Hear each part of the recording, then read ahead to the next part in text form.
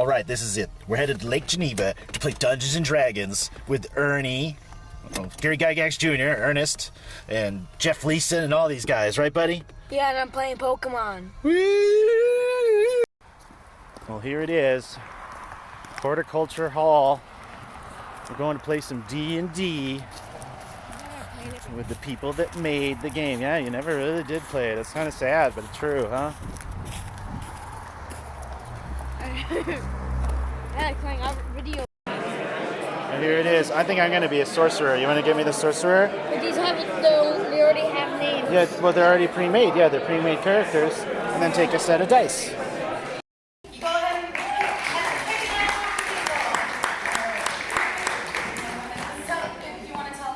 Obviously, the very first magic user that was ever in the Greyhawk game here in Lake Geneva, which would be Tenser, which is just an anagram mixing my name up.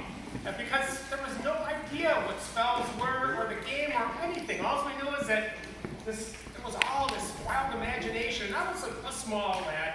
I was maybe 72 when we started first really start talking about this. I'd been playing on the sand table for ages, which was this giant table Dad would work up. And one day we'd be playing medieval miniatures, then suddenly we added some fantasy characters, and the next week it might be tanks running around and World War II stuff.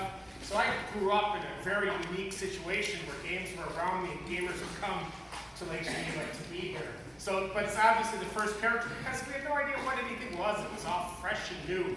And that's exciting because the very first time you get into a game, anybody here or in the past, that's what you really remember.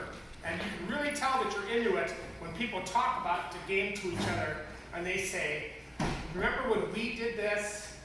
And we beat this thing, and we did this. It's just like you were there. You picture yourself as a character, whatever. That's what's grand, is that this allows, and we've got friends, and every June, or early July, I have a gentleman who's in a wheelchair, and all he can do is move his head, period. That's the way he's been for 40 years. And yet, due to this gaming and Dungeons & Dragons, he comes and he spends days, and he has this adventure, this experience of his lifetime, because of this product. And this is, I'm glad that we can all share it with everybody else all around the world. Follow with that. Up in St. Paul, Minnesota, which is also where Dave Arneson is located. And Dave Arneson was several years older than I was. I ran an ad in the Avalon Hill General magazine, which was where opponents wanted people could get in touch across the country. And he called me up and said, I'm right in St. Paul and we have a gaming group on the other side of town. Would you like to come over and play? So I was introduced to his group. They did a lot of tabletop miniatures, Napoleonic era tabletop battles with miniature figurines and so on. And then one day we came there and he said, we're going to try something new. I've created a place called Blackmore, and there's going to be an adventure. You're going to be given a character, and here you're going to be a cleric. I said, okay, what's the cleric? He said, you've got certain minor powers. We were all low level. And so I have the honor and privilege of being the very first cleric character in Dungeons & Dragons, which I, at the time, who knew? But now when I get introduced to D&D players as the first cleric character ever, they're usually impressed. So that would be my favorite. And I can't even tell you what the name of the character was. But I do recall we came up against a Balrog and we had to beat out of there pretty fast. So. In the early days, any questions? Everything from TSR to Beverly Hills to modern? We're also available after things break up. Yep, absolutely. So we'd like a Drew, was that kind of question? go for it. How many Gen Cons were held here? I'm not sure because we bounced to other places, and for a while we did Williams Bay. There was one year was in Williams Bay, 1 year was at the Legion Hall. And then we did both. Did several here. Yes. We did. The last one here was number 10, which was partly at Horticulture Hall and partly at what was the Playboard, but 1977. So Gen Con 9 was here and also in the Guild Hall across the alley there in the church. So probably, I think eight of the first 10 were here. Wow. So, well, I can even, August 24th, 1968, Gary Gygax invited people to come to Lake Geneva for what he was building a Gen Con Geneva convention. That's where the name comes from. It was here at Horticulture Hall. I was short of my 17th birthday. Living in St. Paul, I asked my parents, could we possibly go to Lake Geneva? There's a gaming thing I'd like to play. And it's a tourist town, and my sister and you can go on the boat ride and do that sort of thing. God bless them, they said yes, they brought me down here. So I was able to attend the very first Gen Con here in 1968 and came back with friends in future years. And now currently I'm the only person who's been there for Gen Con for 52 years. Wow. And this year's going to be number 53, and it's still a treat. So this is a historic place.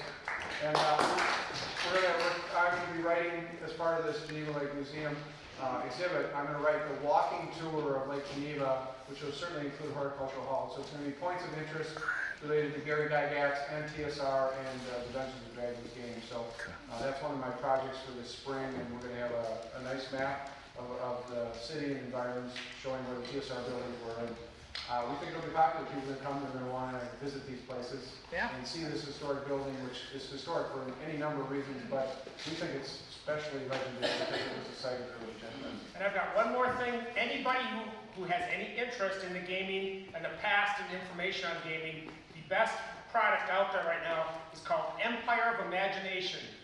Okay, Empire of Imagination is a fantastic book that goes into an incredible amount of details, like 96% spot on.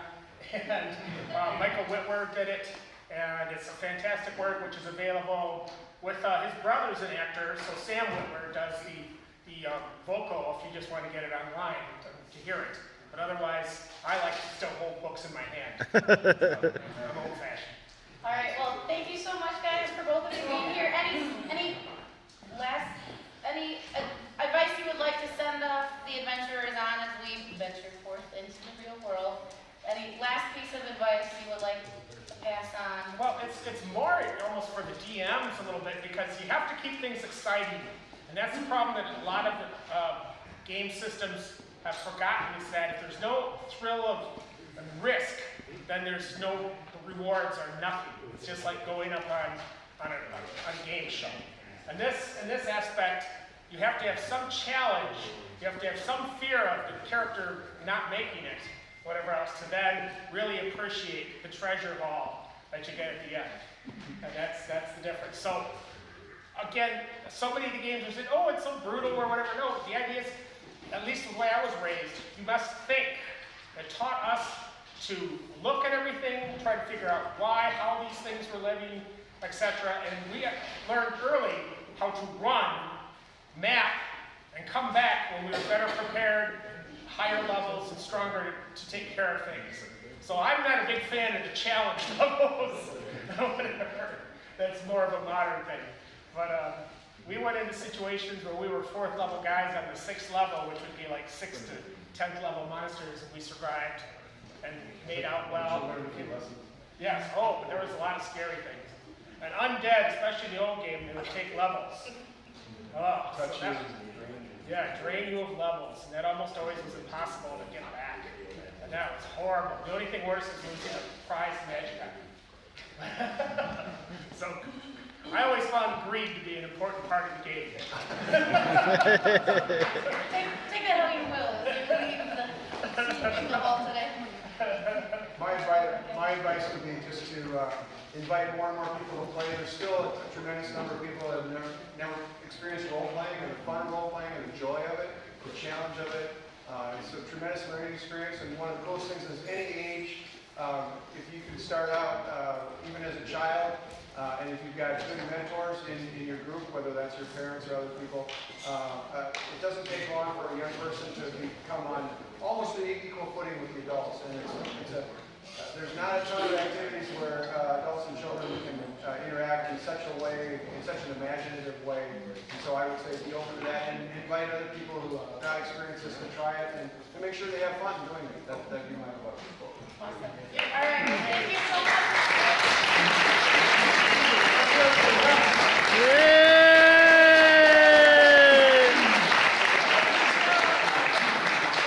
And the TSR days, he was manager of the Dungeon Hobby Shop.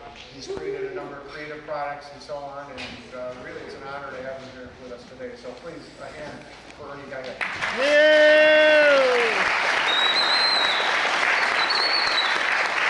Also worked on a Dungeons and Dragons cartoon.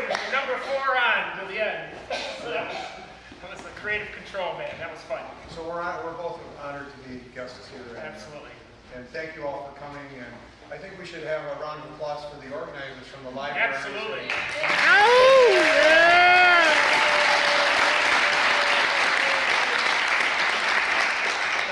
I do want to say one thing, and is that currently in the works at the Geneva Lake Museum is a special permanent exhibit called Legacy of Imagination, which is about Dungeons and Dragons and role-playing games. And people are already coming to Lake Geneva because this is where Dungeons and Dragons was published. They're already coming here with not a lot going on. But when this exhibit is at the Geneva Lake Museum, they're going to come for that. There's stuff happening up at 723 William Street, which was one of the TSR buildings back in the day. There's going to be stuff going on there, places to play games. We're also getting rumors of other projects from gaming people that are going to locate here in Lake Geneva. So there's going to be a critical mass of reasons for people to come from literally around the world to come to Lake Geneva to play. So those of you who are local are in a tremendously lucky location because you're already here. You don't have to cross the ocean to come here or across the country to come here. And so with what's going on at Gary Con, which is coming up in a few weeks, all of you should be ready to attend that. That's the last weekend in March at Grand Geneva. This exhibit at the museum, there's going to be a game table. There's going to be a lot more gaming going on in this area because of all this, and people are going to be coming from all over. So we're very well located for that. And I would encourage you to check out the Geneva Lake Museum, their page and their social media. There's going to be a Kickstarter campaign about this room. It's 500 square feet. It's going to be tell the story of Gary Gygax and TSR and Dungeons and Dragons. And it's going to be an attraction that's going to bring people here. Lake Geneva is going to become even more of a destination for people in the gaming hobby. And that's going to only be a good thing, more games for all of us. You're here.